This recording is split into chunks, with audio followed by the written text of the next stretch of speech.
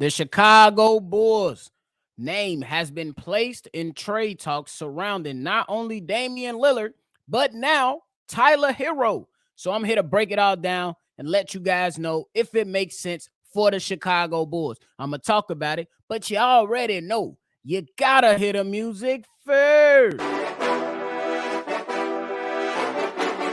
Cognac, gang.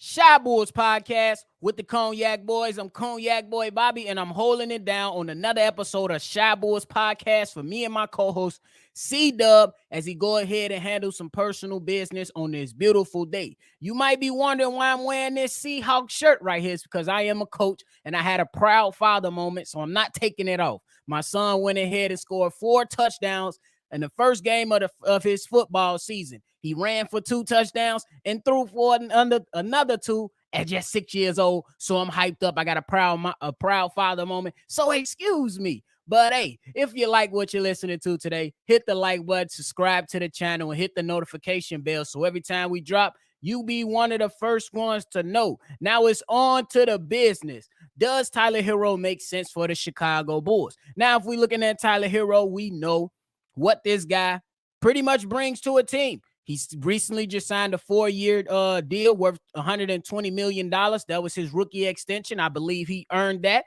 because he was one of the best men coming off the bench as the 6th man of the year, and even played so well that he won the award, becoming the 6th man of the year. This guy, this past season, gave the Miami Heat 20 points per game, 5 rebounds, 3 assists on 37% from the three-point line and 47% from the field. Now, I know to acquire Tyler Herro, we're going to have to give up some pieces. We're going to have to make way to see if things make sense financially first before we even start looking at how can he fit into the team. So I want to talk about what would a trade for Tyler Herro look like first. Now, what would a trade look like in my eyes? I would assume that if you get in a guy like a Tyler Herro and you're doing business with the Miami Heat, you got to cough up something that will be intriguing to Pat Riley and those guys over there with Eric Spoelstra in the Heat. You know what I'm saying? Those guys that's holding down that Heat culture that we all love to give praise to, and rightfully so, because the things they have been able to do these last 4 years, especially when a lot of people have counted them out. This past season, an AFC going on to the finals, man, very, very impressive, especially because they lost their first play-in game against the Atlanta Hawks and then came back, beat our Chicago Bulls, and rolled that steam and got that steam and rolled it all the way on to the finals to where they eventually took the L to the Denver Nuggets. But nonetheless, you still got to give it up to them. But back on to the trade. If you're looking at a trade for Tyler Herro, in my eyes, I think one of the key guys that will be able to make this happen would probably be 2 people. It might be Patrick Williams is somebody that they're looking at. Maybe Kobe White. Honestly, I would be surprised if they are looking at DeMar DeRozan down there in the Miami Heat, but it wouldn't be a bad addition if you're looking at it just on paper. But if you're trying to include DeMar DeRozan in some type of trade talks going down there, when you look at the basketball side of it, it really doesn't make sense in my eyes, simply because this is a guy who doesn't shoot threes. He's just going to clog up the paint.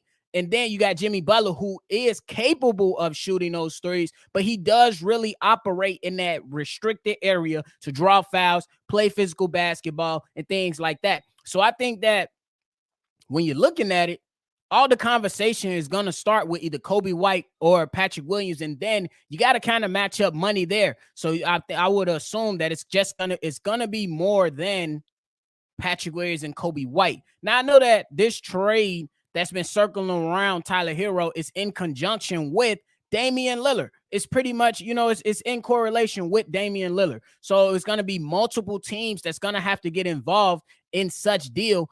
And I wonder what the Bulls are willing to give up. You know what I'm saying? Because when a lot of Bulls fans, they questioned the Nikola Vucevic trade and the Bulls giving up first-round picks for that, and having to sit and suffer through that. And a lot of people feeling as though, and rightfully so, a lot of people feeling like the Bulls gave up too much. I understand that. I believe the Bulls won the trade with the Orlando Magic, but nonetheless, some people still wanted that draft capital to sit in the laps of the Bulls front office so they can continue to build out this team and make it better, because it is really, really tough, especially when you have an owner who's really not anxious to give away money or willing to go into the luxury tax, even though he has told us, I'm willing to go over the luxury tax if we have a contending team.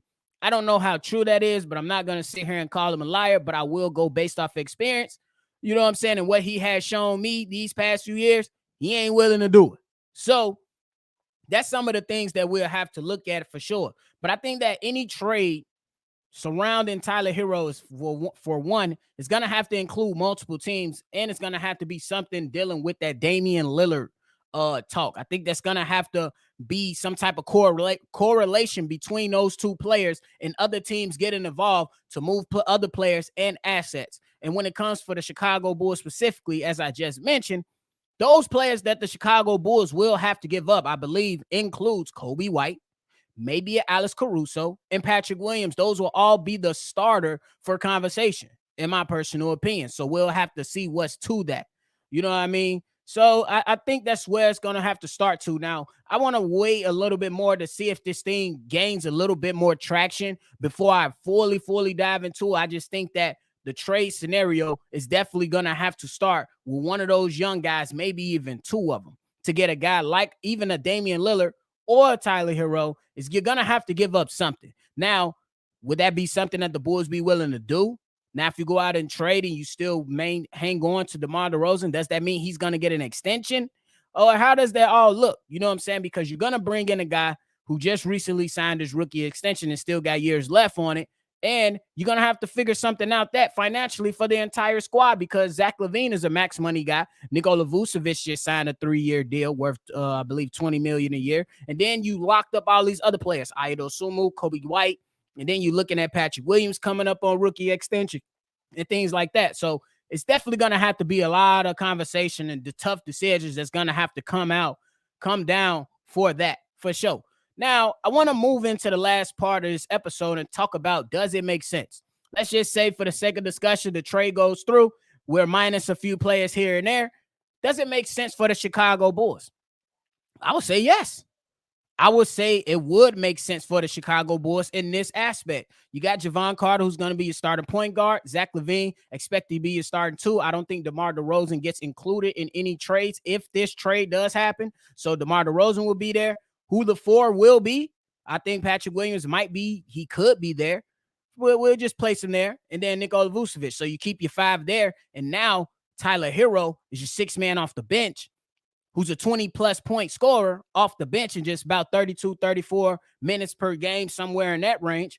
And you just add another dynamic off the bench that the Bulls can really, really lean on, especially if you can be able to maintain. If you're able to retain a guy like Alex Caruso and place him alongside of Tyler Herro, you let Alex Caruso just be the Swiss Army knife that he is. Tyler Herro can come in and really just focus on shooting and scoring.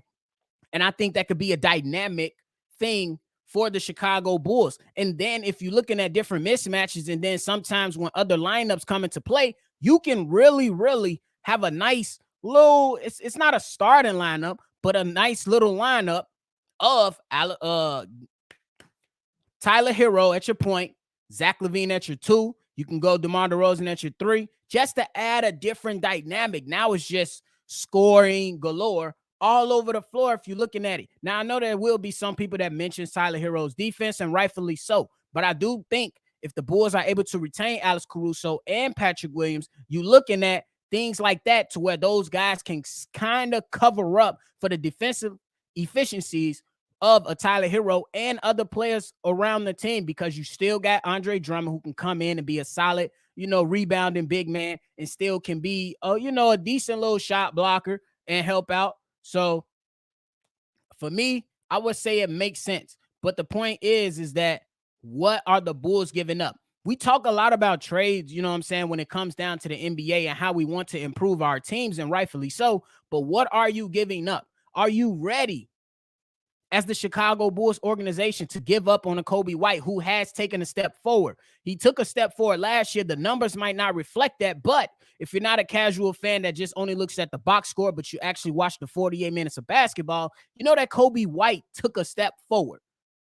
You know that Patrick Williams is only 22 years old, and what could he potentially turn to? Simply because you don't want another situation where you give up on a young guy too soon. He goes to another team and then performs, let's just say, at an all-star level, or even at a six-man of the year level, or get some type of recognition in one of these categories. You know, maybe get some votes for six-man of the year, maybe get some votes for a third-team All-NBA. Yeah, I know it's kind of far-fetched, but Lauri Markkanen was a Chicago Bull.